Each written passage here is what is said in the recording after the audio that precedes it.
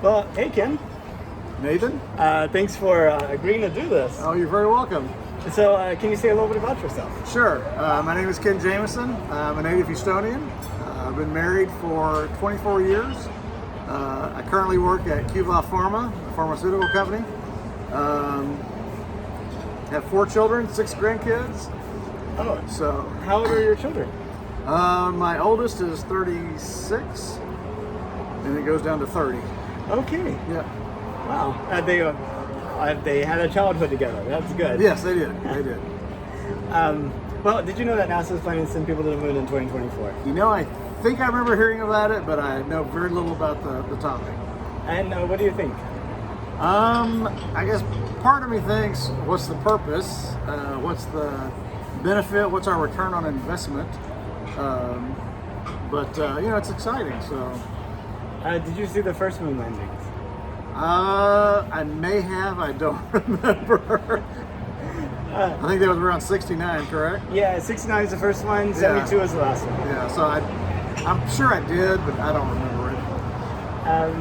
Let's see, where do you see humanity 500 years from now? Woo, where do I see? Well, if we survive, I think, and obviously, anyway, I think democracy as we know it will have disappeared in America. I can remember when I was a senior in high school, our teacher said, as America goes on, it will move closer and closer to socialism, which I think we definitely see that today. I think in the future, if things don't change, people who have different beliefs than the mainstream may see ostracization or even persecution. So we've got a lot to work on. I have been listening to the story of Greece lately, yep.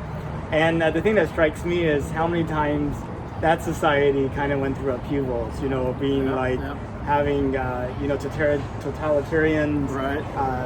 Socialism, maybe to a lesser degree, because and then democracy, and it's like it seems like a continuous kind of churn, if you will. Right.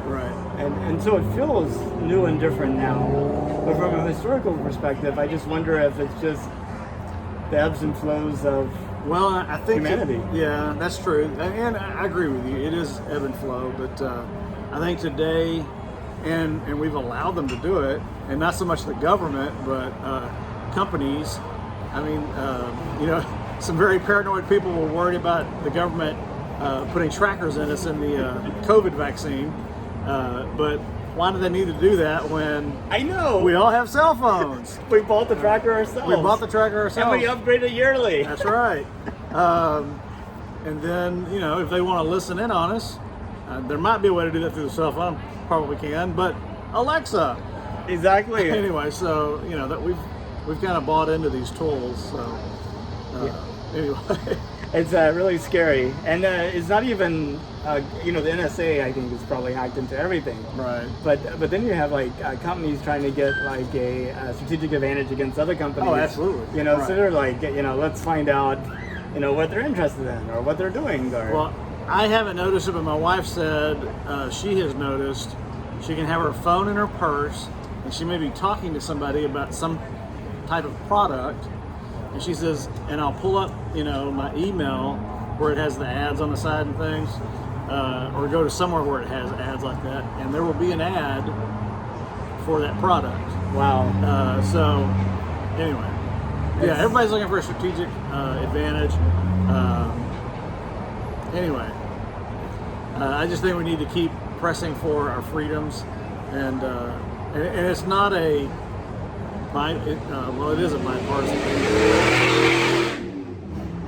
It's not a Republican or Democrat thing, because both sides play pretty free and loose with the Constitution.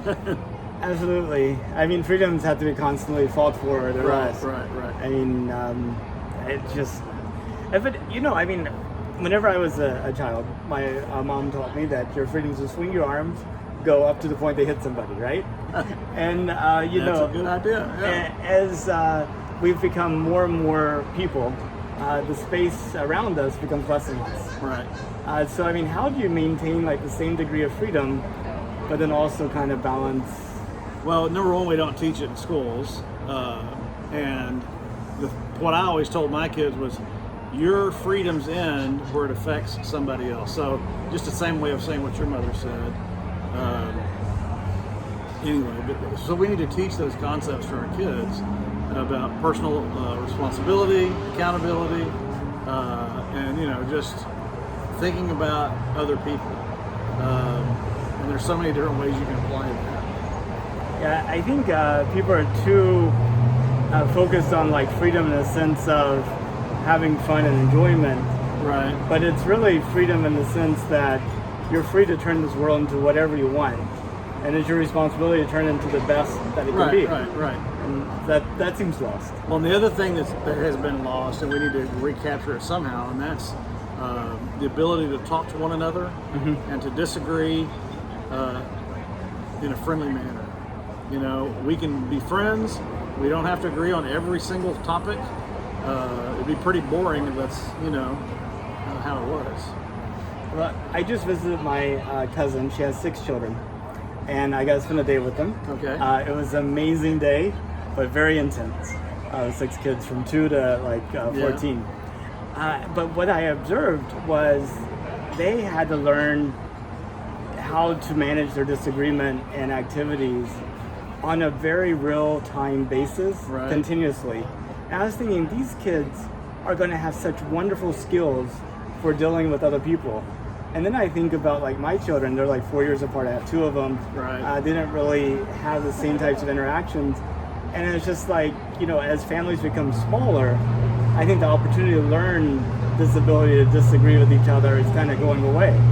Well, I've always said that you should never have an only child. Yeah. They need a sibling to knock off some of the rough edges of selfishness. Anyway. Absolutely. So if it's safe and affordable, would you go to space? I would have to think about it. I'm a huge sci-fi fan, so it would be like a dream come true.